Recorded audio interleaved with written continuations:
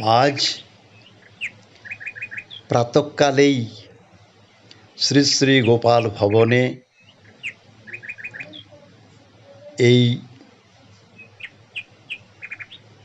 সামান্য কুঞ্জবনে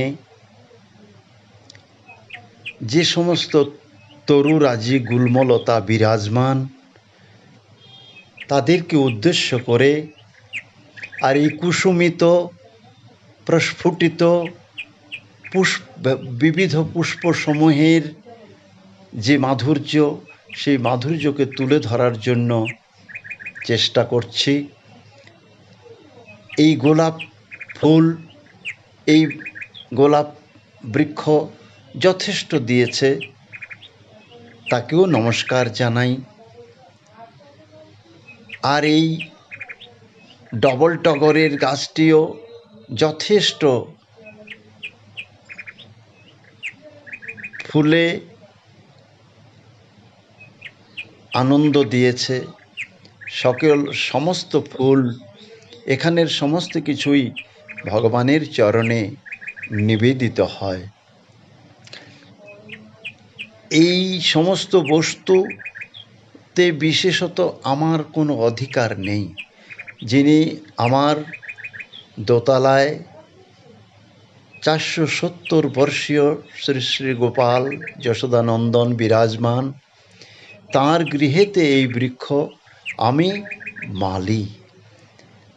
বস্তুত সারা বিশ্বব্রহ্মাণ্ডের মালি হচ্ছেন তিনি আমার মতো সেবককে যেমন চালনা করেন, যেমন প্রেরণা দেন, সেই রকম আমি চলি, প্রেরণা পাই। এই লেবু গাছটিরও অসাধারণ 5 বৎসর যাবৎ বিশেষ তার বৈশিষ্ট্য। এই প্রত্যেক বৎসর যথেষ্ট ফলভারে নত হয়ে গেছে। আর এই বৎসর তো মনে হয় 5 শতাধিক লেবু ধরেছে, লেবু পরিদৃষ্ট হয়েছে। প্রচুর লোককে দিয়েছি, বহু লোক নিয়েছে। কেউ আমার দ্বারদেশে এসে যদি হস্ত প্রসারিত করে, দুখানা তো নিয়েই যায়। আমি এই বৃক্ষ, লেবু বৃক্ষ এই জন্যে রোপণ করেছিলাম, আমি ভেবেছিলাম যে এমন ফল হবে যাতে মানুষকে হাতে তুলে দেওয়া যায়।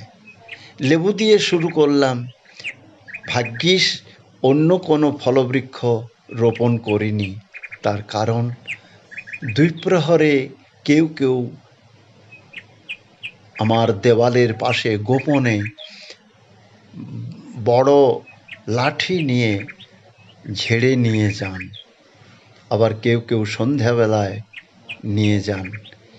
মানুষকে দেওয়া সত্ত্বেও মানুষের লোভ সম্বরণ কেন করতে পারে না, বুঝি না। যাই হোক, যার যা স্বভাব। সর্পকে যদি দুগ্ধ পান করা হয়, তাহলে কি তার আন্তরিক বিষ দূরীকৃত হবে? হবে না। মানুষের এই লুব্ধতা, এই বৃত্তি নিরাকরণ করা যায় না। সে নিজেকে পরিবর্তন করতে চায় না। যেখানে এলে না চাইলেও, হস্ত প্রসারিত না করলেও যদি সে পায়, তাহলে কেন সে বিরূপ আচরণ করে বোঝা যায় না।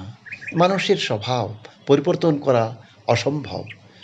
যাই হোক, সকলে ভালো থাকুন, সুস্থ থাকুন।